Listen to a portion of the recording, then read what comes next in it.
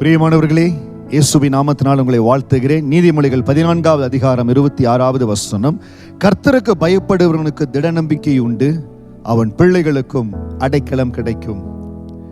நான் ஆண்டவரை நம்பி இருக்கிறேன், ஆண்டவரை விசுவாசித்து இருக்கிறேன், இயேசு போதும்னு இருக்கிறேன். ஏன் என் வாழ்க்கையில குறைகள் வருகிறது? ஏன் பற்றாக்குறைகள் வருகிறது? வார்த்தையை கேட்கிற ஒரு சிலர் ஏன் உங்களுக்குள்ள ஒரு கேள்வி வந்து கொண்டே இருக்கிறது. எப்படி என்று கேள்வி வந்து கொடுக்குது. எப்போன்னு கேள்வி வந்து கொண்டு இருக்கிறது.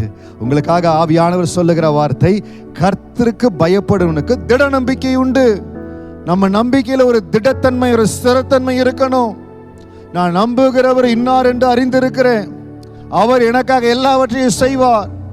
அந்த யோபு கடந்து போன நிலைமை, தன்னுடைய ஜீவன் எப்ப போகுதுன்னு தெரியல. அவர் சொல்லுகிறார், எனக்கு குறித்து இருக்கிறதை என் ஆண்டவர் நிறைவேற்றுவார். அவருடைய நம்பிக்கை அவ்வளவு இடமா இருந்தது.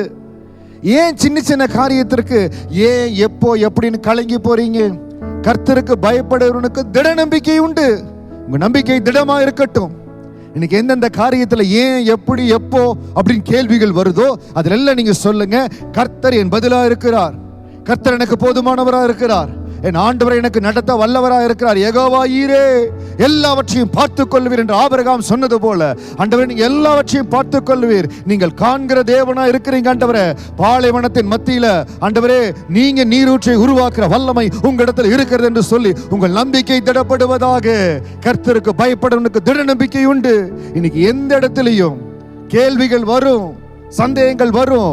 அது எதற்குன்னா விசுவாச பாதையில இன்னும் நம்மளை உறுதிப்படுத்தும்படியா ஆண்டவர் கொடுக்கிற சில வாய்ப்புகள். நீங்க சொல்லுங்க, நீங்க எந்த இடத்துல கேள்விகள் வருதோ எனக்காக ஆண்டவர் செய்வார். யெகோவா ஈரே நீர் எல்லாவற்றையும் பார்த்துக் கொள்வீர்.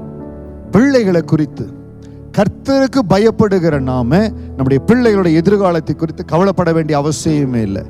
அவன் பிள்ளைகளுக்கும் அடைக்கலம் கிடைக்கும். வேதத்துல யாரெல்லாம் கர்த்தருக்கு பயப்படுகிற பயத்தோடு இருக்கிறார்களோ அந்த சந்ததிகளை தேவன் ஆசீர்வதித்திருக்காருங்க. நோவா தேவனுக்கு பயப்பட்டு, தேவனுடைய வார்த்தைக்கு கட்டுப்பட்டு, கர்த்தருடைய அந்த அவர் சொன்ன அந்த இன்ஸ்ட்ரக்ஷனை ஃபாலோ பண்ணி அந்த பேழையை செய்து கர்த்தருக்கு பயப்படுகிற பயத்தை வெளிப்படுத்தினார். அந்த சந்ததியை தேவன் பயன்படுத்தினார்.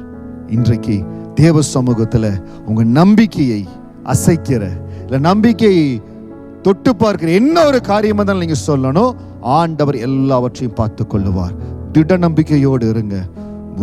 ஒரு முழு அப்பா சமூகத்துல முழு மனதோட அவரை நம்பிக்கை. உங்க விசுவாசத்தின் ஆழம் அதிகமாகும்படியா ஜெபிக்கிற, உங்க விசுவாசத்தின் பலன் அதிகரிக்கும்படியா ஜெபிக்கிற. கர்த்தர் உங்களுக்கு பலனை கொடுப்பார். கர்த்தருக்கு பயப்படுவனுக்கு திட நம்பிக்கை உண்டு. என்னோட கூட சேர்ந்து ஜெபிக்கிற பொழுது உங்களை எல்லாவற்றிலும் ஆண்டவர் சமாதானத்தை கொடுப்பார். கர்த்தாவே நன்றியோடு ஸ்தோத்தரிக்கிற. உங்களுடைய வார்த்தை சொல்லுகிறது, கர்த்தருக்கு பயப்படுவனுக்கு திட நம்பிக்கை உண்டு. ஆண்டவரே எங்களுடைய இருதயத்துல எங்கெல்லாம் கேள்விகள் இருந்ததோ, ஏன் இப்படி நடக்குது, எப்ப எனக்கு காரியங்கள் மாறும், எப்படி எனக்கு அற்புதம் நடக்கும், ஆண்டவரே அதுல எல்லாம் நான் ஒரே ஒரு காரியத்தை சொல்லுகிற, ஆண்டவரே நீங்க என்னோடு இருப்பதற்காய் ஸ்தோத்திரம். கர்த்தர் எனக்கு காலத்தையும் சமயத்தையும் வாய்க்க செய்வதற்காய் நன்றி. எனக்காக டிவைன் கனெக்ஷன்ஸை கொண்டு வருவதற்காய் நன்றி. எனக்காக வழிகள் திறக்கப்படுவதற்காய் நன்றி. இன்றிலிருந்து வாக்கு தத்தங்களை, கர்த்தர் கொடுத்த வாக்கு தத்தங்களை அறிக்கை செய்து கொண்டே இருக்க போற. இப்படி நீங்க செய்ய முதலாவது உங்க ஆவியில ஒரு பலன் வரும். உங்களுக்குள்ள இருக்கிற ஜீவ தண்ணீராம் ஆவியான உங்களுக்கு அந்த பலத்தை கொடுப்பார். நீங்க அறிக்கையிட எல்லா எரியோக்களும் தகர்க்கப்படும், எல்லா எரியோக்களும் தகர்க்கப்படும். என்னோடு சேர்ந்து நீங்க அறிக்கை செய்ய இயேசுவின் நாமத்தினால இவர்களுக்கு அற்புதத்துக்கு தடையா இருந்த ஒவ்வொரு எரியோக்களும் தகர்க்கப்படும்படியா ஜெபிக்கிறேன். கர்த்தருடைய வல்லமையுள்ள கரம் இவர்களை ஆசீர்வதிப்பதாக. இவருடைய பிள்ளைகளுக்கு மிகுந்த அடைக்கலம் இருப்பதற்காக ஸ்தோத்திரம். வல்லமையுள்ள கரத்தில் ஒப்புக் கொடுக்கிற ஆண்டவரே, தேவ சமாதானமும் தேவ கிருபையோ தேவ பலனோ உங்களை அதிகமா நிரப்பும். ஆண்டவர் உங்களை அற்புதமா நடத்துவாருங்க. God bless you.